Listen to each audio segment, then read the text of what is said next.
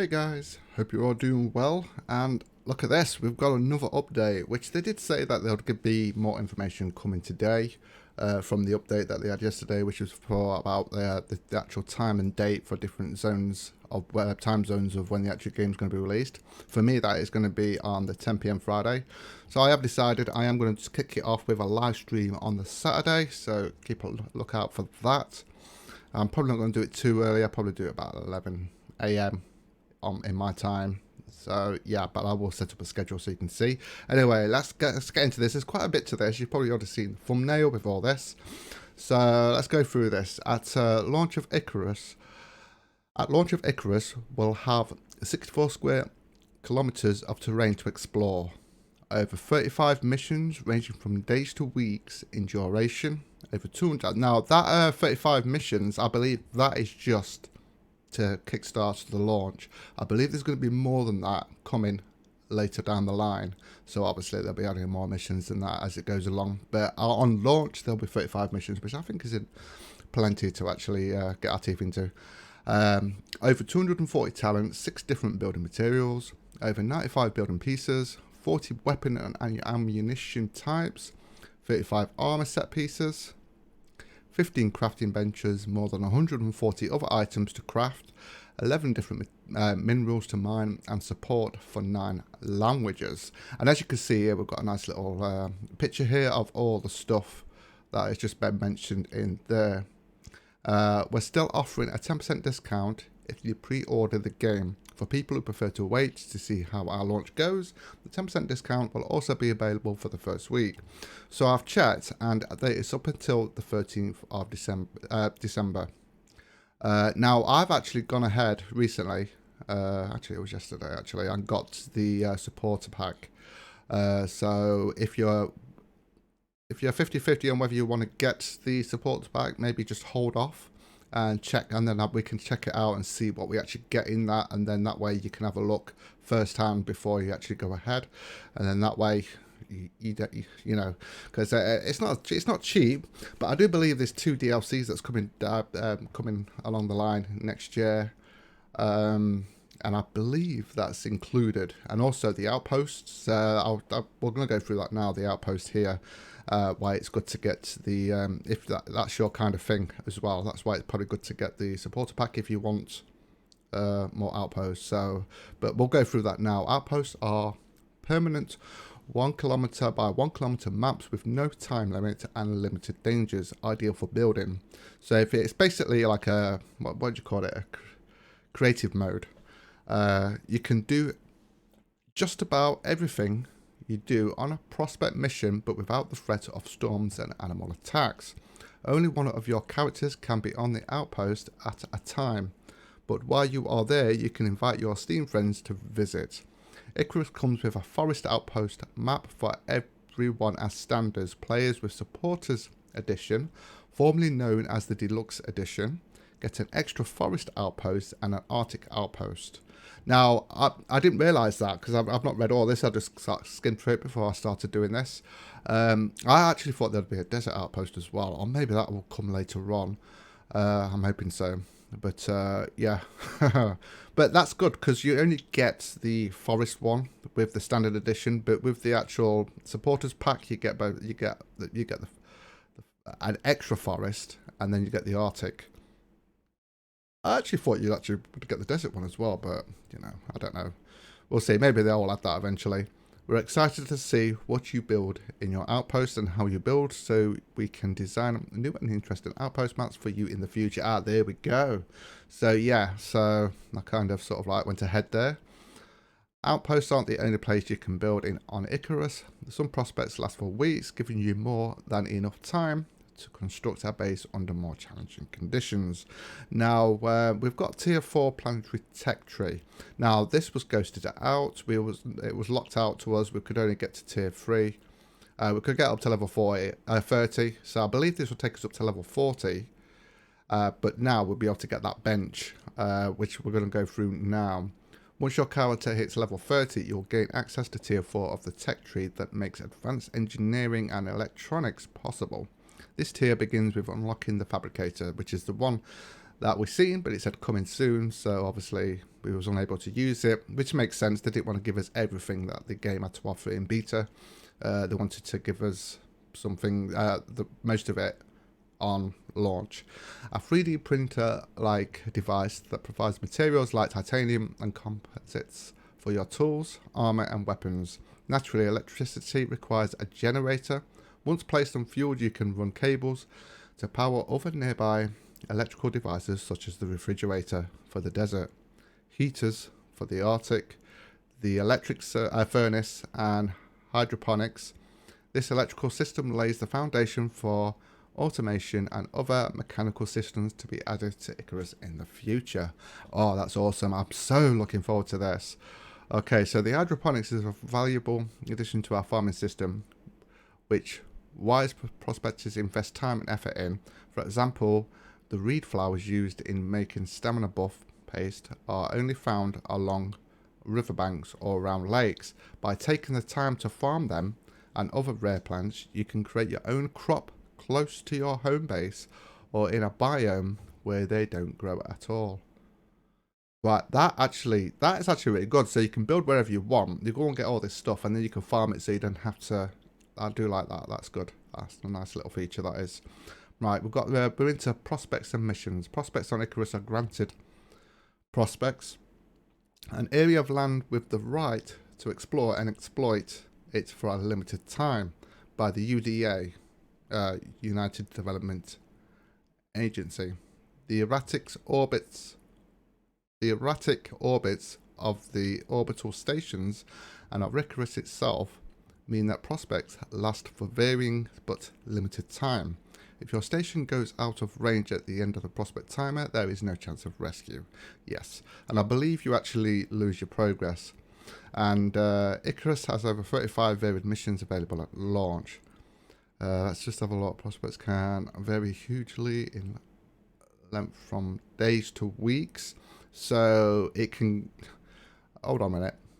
Yeah. So I think they're going to be setting it in real time as well. So real life time. So if you might have 2 weeks to complete it, but the time still ticks as even when you're not playing the game. I believe that's how they're doing it. I might be wrong, but obviously we're going to find out on Saturday. A limited duration doesn't mean you always have to be in a rush. Just be aware of your situation and surroundings at all times.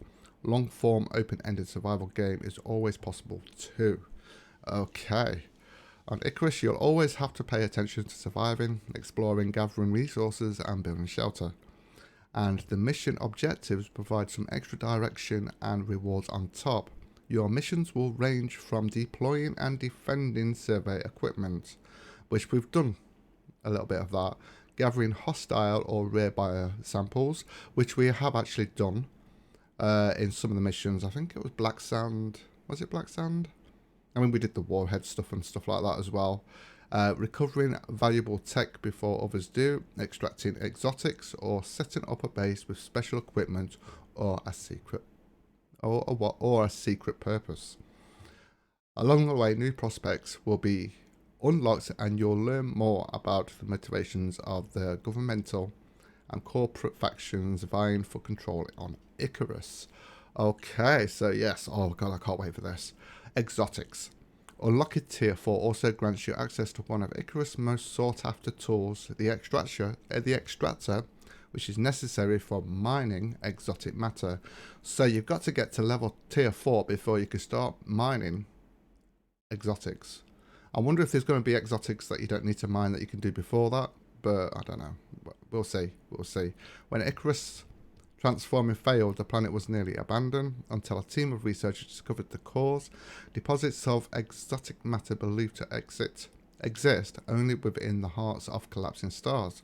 While these impossible materials had corrupted the terraforming and poisoned the air, they were also valuable beyond measure. Their properties would enable widespread interstellar travel, affect mass after biology, and spark extraordinary new scientific breakthroughs. The UDA and the factions operating on Icarus reward prospectors handsomely for any exotics they can bring back to orbit. Now here's the actual orbit shop, which we've already seen, but I'm sure there's going to be more than that. Obviously, as you progress more, it will unlock more things that you can actually buy. But yeah, okay, so as you complete missions and return exhausted to orbit, you'll be able to research and purchase advanced new technology in the orbital workshop on board one of the stations above Icarus.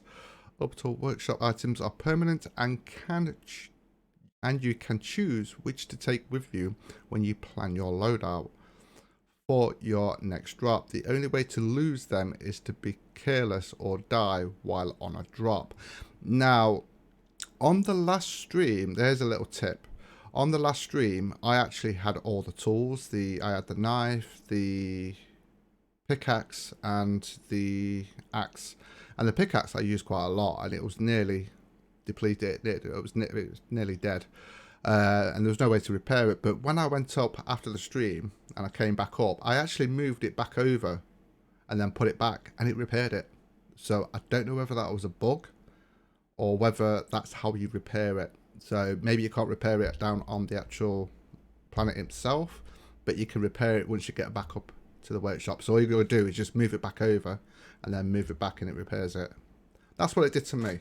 But whether that's a bug or not, I don't know. Whether you have to pay to actually craft another one, which you would basically pay to research the research cost to actually research this, and then you would actually pay to craft that.